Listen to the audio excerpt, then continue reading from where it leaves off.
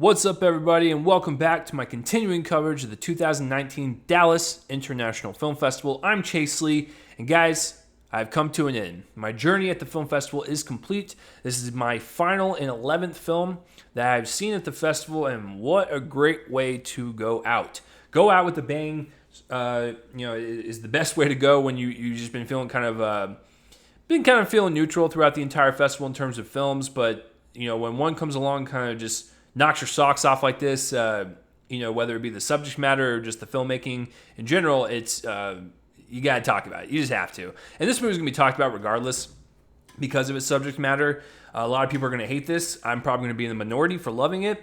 So we'll see what the kind of blowback is once this movie is finally released. But my final film is The Death of Dick Long. Now, this one comes from A24, and it's directed by Daniel Scheinert, and he's won the Daniels from Swiss Army Man from a few years back. Really great film, using fantasy and absurdism to have these characters, while doing these kind of absurd things, also have this grounded attitude and have these real kind of human stories that we can all kind of, grab onto, even though it's a movie about a farting corpse. It's like there's more underneath that. It's not just that, and it's the same way with this one, The Death of Dick Long. A lot of people will be turned off by the reveal of how Dick dies and the long joke that this movie plays out, but you have to look a little bit underneath that. Now, if people want to walk out and hate this movie because of said joke, I get it. I understand. But I'm here to let you guys know, it's not just about that. There's a lot more going on. So I'm going to try my best to explain it because I love this film. It's, quite a miracle that this was funded, filmed, and released in some way, shape, or form. So, The Death of Dick Long. The story goes as follows. We kind of open up with Dick, Zeke, and Earl. They are friends. They're in their 30s, kind of like what my friends and I do. We all just kind of get together, drink sometimes, and just reminisce on the past and all that stuff. That's what these guys are. They're just friends having a good old time. And then it cuts to Zeke and Earl carrying Dick's bloody body to a hospital and just kind of dumping him off at the emergency entrance. And from that point forward, we follow Zeke and Earl as they try to suppress what has happened, try to cover up everything, and just try to move on with their lives.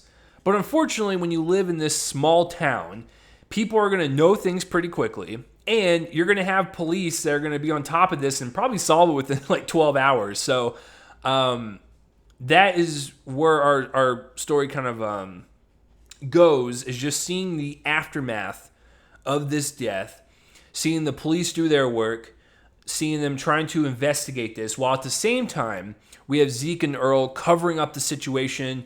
They're not masterminds at this. They've never done this before, and so they're trying to wipe down blood. They're trying to get rid of stuff, but the way they go about it is done in this grounded, realistic way where it's funny, but at the same time, it's also heartbreaking. It's also very stressful for them as it is for us, because we want to see them, move past this. And, I wish they would just kind of tell the truth, but they're going about it the wrong way. So that's kind of where the story is. That's where the core of it is at. It's not the joke that is the centerpiece, the thing that people will talk about.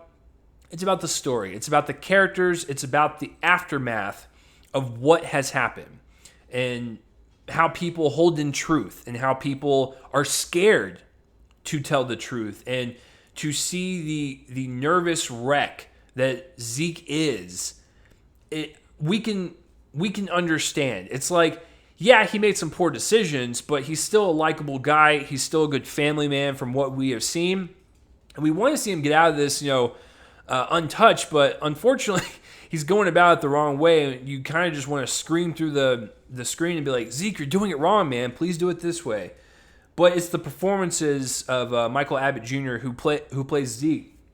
Has this wonderful kind of like light paranoia that he has throughout the entire film, where like he's paranoid and like we feel bad for him, but the situations that he is in, as well as Earl, and the way they speak and the way they go about the situation, it's just funny. This is straight up a black comedy. It is. It's taking this subject matter, which is considered taboo once the joke is revealed, in a lot of different cultures, rightfully so, and it's spun on its head into this very realistic, focus on the characters and what happens afterwards type of deal. So I thought going about it that way is pretty neat, because usually when films have people dying or something catastrophic like that happening, they don't really focus on like the people involved or like the family members and how it affects them or just any of that. And so I thought it was kind of refreshing to see that, and I thought Zeke and Earl were two of the funniest and realest characters that I've seen all year so far. So I really appreciate that. And it really helps that they filmed it in Alabama, the actual location that they set their story in, because it does feel like this very grounded location, which also provides for some interesting comedy, showcasing the neighbors and stuff. But I thought that was really well handled. And on top of all that, it is a comedy, it is a drama, but it's also a suspenseful film, because these guys are on the clock to try to get some of their stuff, erased and scrubbed from this situation, and they, don't have that much time, and it's actually edited very well. For a movie that's this short and this direct and simple with its story, it's very stressful to watch. And that stress level that you go through, that anxiety, you are hooked on every single word that everyone is saying, and you kind of just want to see where it goes, even when it is revealed about halfway through, I think. It's a very well paced movie that when you watch movies that late at night and you were that kind of far deep into a film festival, it's really hard to get someone's attention. I thought this one kind of grabbed your attention, held on to it, and just ran with it. So there's a lot to it. A lot of people will dismiss it. I get that. I'm going to give it an A. I don't know how I feel in a few months' time, but as of right now in this recording, I love the approach this movie took. I love the way it was written, the characters, the graceful kind of handling of this story and what they are going through, and just everything about it. It's nothing is egregious, nothing is over the top. I thought everything was kind of pitch perfect in terms of a black comedy, so I really appreciate Scheinhardt for kind of balancing all that, because that's really tough to do, especially given this story. So I'm going to give it an A. I would love to know down below, because I hear a lot of people hate this movie. Cool. Let me know down below what you thought of it, and if I'm wrong. So I can't wait to read the comments. It's always the best part. So what do you guys think of The Death of Dick Long? Comment that place right below my face, and that will do it, guys, for the coverage of 2019 Dallas International Film Festival. I'm Chase Lee. It's been a pleasure. Until next year, you guys are awesome. But stay tuned for more reviews on whatever I review next. I will see you guys later.